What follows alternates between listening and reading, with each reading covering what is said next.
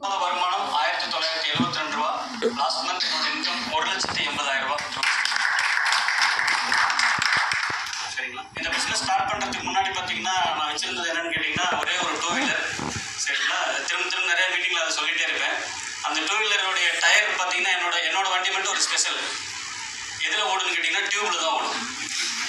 சரிங்களா? கடைக்காரே சொல்லியிருக்காரு, என்னென்னா இதுக்கு மேலே உள்ள டியூப் வைக்க முடியலன்னா வெடிச்சிடணும், அங்கங்கே பிதிக்கிட்டு இருக்குன்னு சொல்லியிருக்காரு. சரிங்களா? அவர்கிட்டயே வந்து நான் போய் என்னோட Baleno car top and model through wastage மூலமாக போய் நிறுத்தியிருக்கேன். நான் சரி லாஸ்ட் 1 இயர் வெஸ்டேஜில் பலினோ எடுத்திருக்கோம். சரிங்களா? அண்ட் செகண்ட் திங் நான் ஒரு சில விஷயம் மட்டும் ஷேர் பண்ணலாம்னு நினைக்கிறேன்னா, இன்றைக்கி வந்து எக்ஸலண்ட்டாக நிறைய நியூ பீப்புள் வந்திருக்கீங்க. சரிங்களா? இது எக்ஸலண்ட்டான பிஸ்னஸ். ஸோ என்னன்னு கேட்டிங்கன்னா, இப்போ கொஞ்ச நேரத்துக்கு முன்னாடி என்னோட டவுன்லைன் ஒருத்தர்கிட்ட பேசிகிட்டு இருக்கும்போது ஒரு விஷயம் கேட்டு எனக்கு ஒரு மாதிரி ரொம்ப டிஸ்டர்ப் ஆகிடுச்சு. சரிங்களா? அதை தான் நான் உங்களோட ஷேர் பண்ணலாம்னு நினைக்கிறேன். இப்போது நம்ம குழந்தைங்க ஸ்வீப்பர் வேலைக்கு போகிறதுன்னு அலோவ் பண்ணுவோமா? நம்ம குழந்தைங்க படிக்க வச்சு ஸ்வீப்பர் வேலைக்கு போகுதுன்னு அலோவ் பண்ணுவோமா? இந்த மாதம் அன்எம்ப்ளாய்மெண்ட்னு ஒரு நியூஸ் வந்திருக்கு. நீங்கள் கூகுளில் சர்ச் பண்ணி பாருங்கள். அவர் காட்டினாரு, எனக்கு கண் கலங்கிடுச்சு. அவர்கிட்ட பேசக்கூடாதுன்ட்டு கொஞ்ச நேரம் ரிலாக்ஸ் ஆகிட்டேன் நான். சரிங்களா? மதுரையில் ஸ்வீப்பர் வேலைக்கு வந்து போஸ்டிங் வந்திருக்கு. 14 பேருக்கு 14 பேருக்கு வந்து போஸ்டிங் வந்திருக்கு. அது ரெக்கார்டு கொடுத்துருந்தாரு.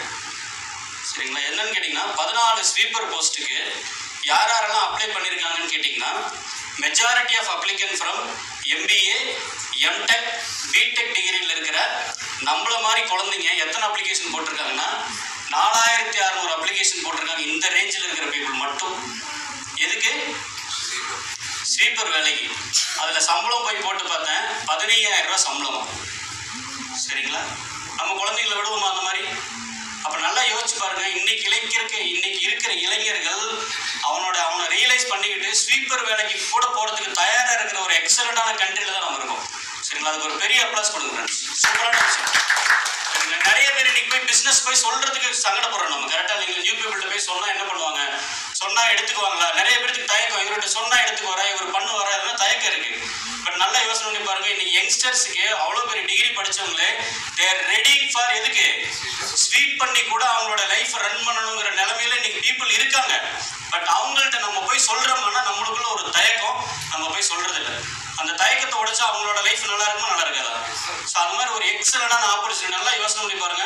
என்னோட டீமில் லாஸ்ட் மந்த் பார்த்தீங்கன்னா ஒருத்தர் 12-13 வருஷமா ஒரு நார்மல் வேலைக்கு போயிட்டு இருந்தவர் 12 வருஷத்தோடைய உழைப்புல அவரோட சம்பளம் 12,000 ரூபா.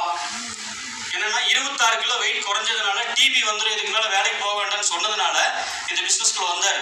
வந்து இன்னைக்கு வந்து கரெக்டாக 28 மாதம், போன மாதம் அவரோட இன்கம் 1,08,000 ரூபா வெஸ்டேஜ்.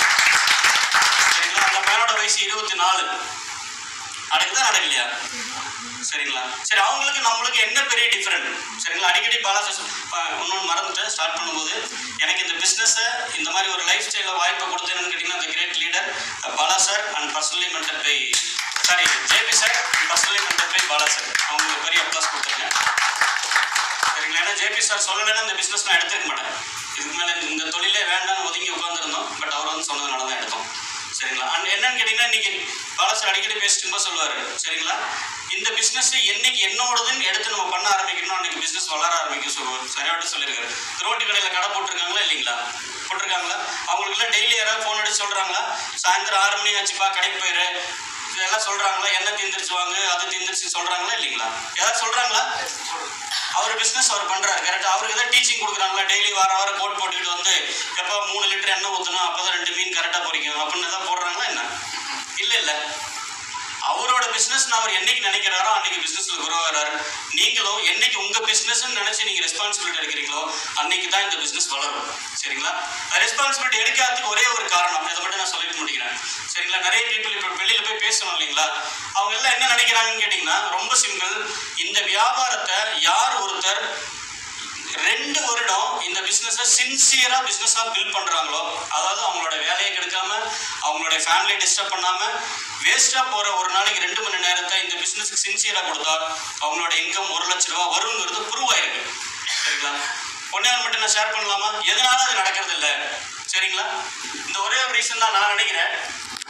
இப்போது ரொம்ப டைட்டாக இருக்குது, சார் மாதிரி ஃபிட்டாக இருக்குது. ஏன்னா அவரு தான் மார்க்கர். ஃப்ரெண்ட்ஸ், இது மாதிரி நம்ம வந்து ஒரு பிளான் பண்ணிக்கிறோம். கரெக்டாக? இது என்னோட சஜஷன். இப்போது நிறைய நமக்கு வேலை வருது. கரெக்டாக இல்லைங்களா?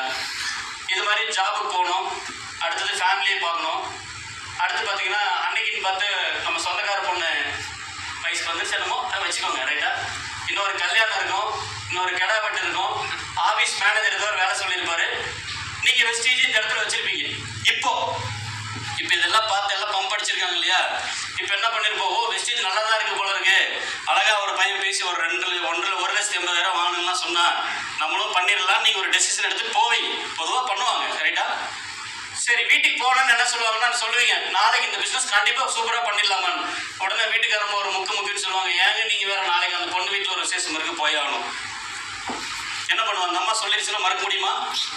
சரி நேரம் அங்கேருந்து ஒரே ஒரு எதை வெஸ்டீஜ் வெளில வந்துடுவார். நாளைக்கு நைட் முடிவு எடுத்துட்டு கிளம்புவாரு, இன்னைக்கு என்ன ஆனாலும் சரி போய் 4 பேர் பார்த்துடுறோம் வெஸ்டீஜ் பண்ணுறேன்னு சொல்லிட்டு. உடனே ஆஃபீஸ்ல இருந்து மேனேஜரோட சொல்லுவார், இதெல்லாம் கட்டிட்டு இதெல்லாம் முடிச்சுட்டு வந்துட்டு சொல்லுவாரு. மேனேஜர் எதிர்க்க முடியுமா? முடியாது ரைட்.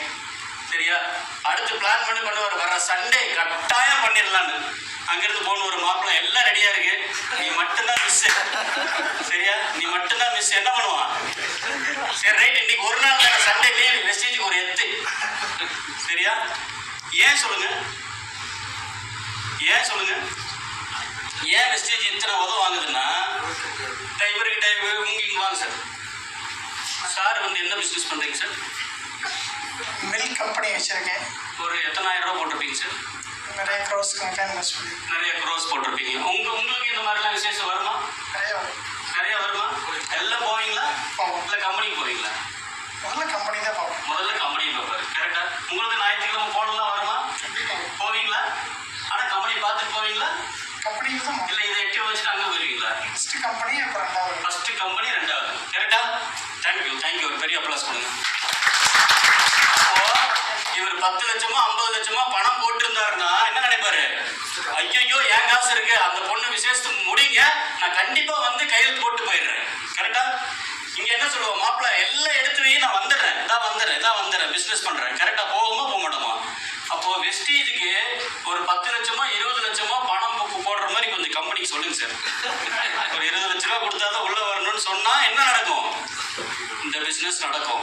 ஆனா நல்லா யோசனை பண்ணி பாருங்க, யார் ஒருத்தர் பல லட்சம் முதலீடு போட்ட மாதிரி ஆட்டிடியூட்ல நீங்க வெஸ்டீஜ் பிசினஸ் பண்றீங்களோ, அடுத்த 2 வருஷத்துல நீங்க எல்லாம் மில்லியனர். Thank you friends.